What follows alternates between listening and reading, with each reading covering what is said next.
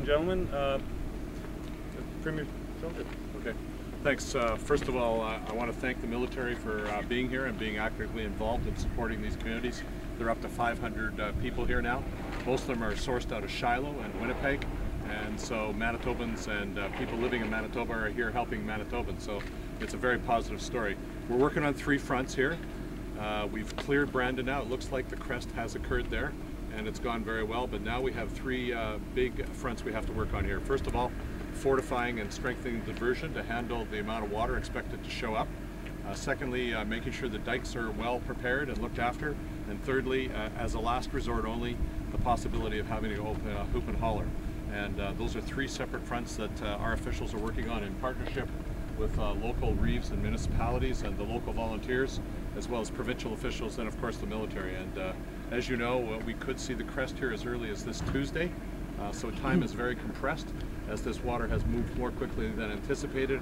It was only a week ago that they had 139 millimeters in Brandon, and then last night they got another 40 millimeters, and then even more than that in Saskatchewan, which is now coming through the Capel system. So the challenge is to get everybody as ready as possible in the next couple of days. Sandbags are being produced in great volumes right now.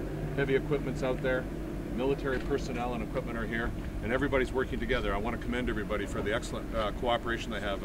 General Juno, for your work. Everybody's working extremely well together, and any communication issues are being ironed out on the spot as people work through these issues on a daily basis. But having the command center unified in Portage Prairie is one of the recommendations for 2011, and it's being acted upon. And if there's any questions, I'd be happy to answer them. Is there we've heard about 1 million sandbags need to be laid in this area towards Winnipeg in the next 2 days, essentially? Is that correct? Maybe General Juno? I don't have the exact number of sandbags. Maybe Lee. Lee. Do you want to tell us how many sandbags you expect to be laid between Portage Prairie and Winnipeg in the next couple? How many sandbags are expected to be laid? That number is being recalculated as we speak, Premier, but it'll be over 100,000. 100,000. Oh, okay. So, over 100,000. I had heard 1 million. That's not anywhere. No, that's not near where we're at. And this is mainly to protect individual properties.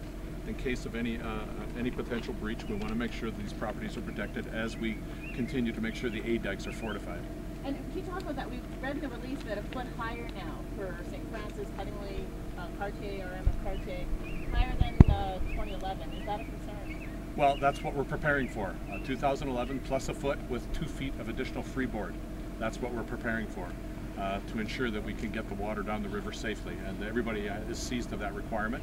And that's where the troops are coming in and being helpful. Where there's an area where they need that additional support to get those sandbags moving, they're going to have the troops to be available to do that. What about the water coming this way? Is it lower now than first? The forecast at the moment is somewhere between 51,000 and 52,000 cubic feet a second. There's been a small reduction in that, but again, the weather is very unvariable right now. As I said, we had 40 millimeters in Brandon last night. The calculations are being updated as we go each single day, but 51 to 52,000 is still an enormous amount of water coming at a very soon, within 2 days. We expect the duration of the peak to be a little bit shorter than the last time in 2011, but we have to be ready for up to 52,000. So Premier, where are you sandbagging in the sense that, taking a drive down Highway 26, for example, there are some permanent dikes there. Are you having to add earth or add sandbags to the permanent dike structures? What exactly? On the diversion, there's additional building up of the barriers there, the dikes, to ensure that they can take the additional water, and it's being calculated on a specific basis. Any area where there's a need for additional height, that will be provided. Okay. I'll ask some of the officials the more specific questions about properties, because and maybe I'm wrong here, but there was a lot more activity in 2011 than there is now, or is that about to be ramped up? No question. In 11 there was more activity because everything had to be done at once. A lot of dikes have remained in place, and a lot of homeowners have maintained their protection, but again, we have to, in some cases, take it to a slightly higher level, an additional foot plus another 2 feet of freeboard. So we're looking mainly from here, like, are there any communities affected in the Portage area, any properties in the Portage area, other than if hoop and holler is used? If hoop and holler is used, obviously there's communities, there's houses that are affected there. But if hoop and holler is not used, you still have to fortify properties in the Portage area. Absolutely. We got the Portage Diversion running through, which, we're asking it to run another 34,000 CFS, and there's great unknowns with that. So we do have definitely homes alongside the Portage diversion which we'll be monitoring. We have Delta Beach area, which we're quite concerned about as well. Then we also have homes along the Assiniboine River heading out past Popper Point that we have to be carefully monitoring, because the Assiniboine River dikes haven't been tested for quite some time. So there's a lot of unknowns there, but I do know the staff's been working very hard. The MIT people have been out there, and engineers, and they feel quite confident that everything's going to hold at this time, and we're just taking it on an hour-by-hour basis. How's the soldiers been holding out? This is some hot weather to... Yeah, it is. It's hard work, but they're doing very well. As the Premier mentioned, most of the soldiers committed to the mission are from the province of Manitoba, so they are very proud and very eager to help their neighbors in times of need. Were some called back from summer leave? We did, yes. The ones that were in the local area were called back. The folks who have took the road with their family and far away, we did not call back at this point in time, but we have backup if more are needed.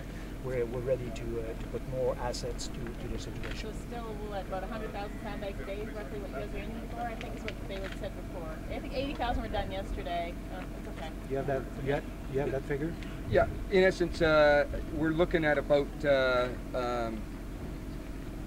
about 80 to 100,000 if we're working a full 24-hour cycle. So we're in the process of reevaluating exactly where to focus all of our manpower based on the needs of the emergency people that we're dealing with on a day-to-day, hour-to-hour basis. And are all the needs being fulfilled right now? We're definitely working on it, absolutely. The Armed Forces have been incredible. Can't speak enough as to how much they've helped us out and how grateful we are. We are getting through this, and we will get through this, and it's been a real moving target and a real battle, but working together as it's been really good this year, and we're going to get through this. You never imagined, I guess, to see this place in 3 years. It's been a short couple of years, yes. And General Juneau was making the point that he's felt excellent cooperation from local volunteers and provincial officials, so everybody's getting the cooperation they need. So General, just talk a little bit about your role and the military's role here generally, and how it all goes from a coordinative perspective, because there were lessons learned in 2011, and that's why we're standing here today. We're joined at the hip. We're joined at the hip. We have people that are embedded in the coordination centers, if you want, from the civilian side of the house, the provincial authorities, and we have military people that are, and they're talking, they're living together during this period of time. So we'll make sure that everything is well coordinated, as well as it could be in a situation like this. When will the decision come for Hoop and Holler?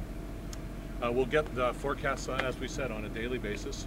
Right now we're hoping not to use it. We want to be able to use the diversion channel as long as it's adequately prepared, as long as the dikes and all the hot spots have been addressed. They hope to use the dikes and the diversion, and then we have to find out what the final amount of water will be and when it will hit. And again, they will make a judgment call in real time of whether or not they need to open up the Hoop and Holler channel. But people have to prepare for it on a precautionary basis. You're getting paid. Okay, thanks a lot. Okay, Thank you. Thank you. Thank you. Okay.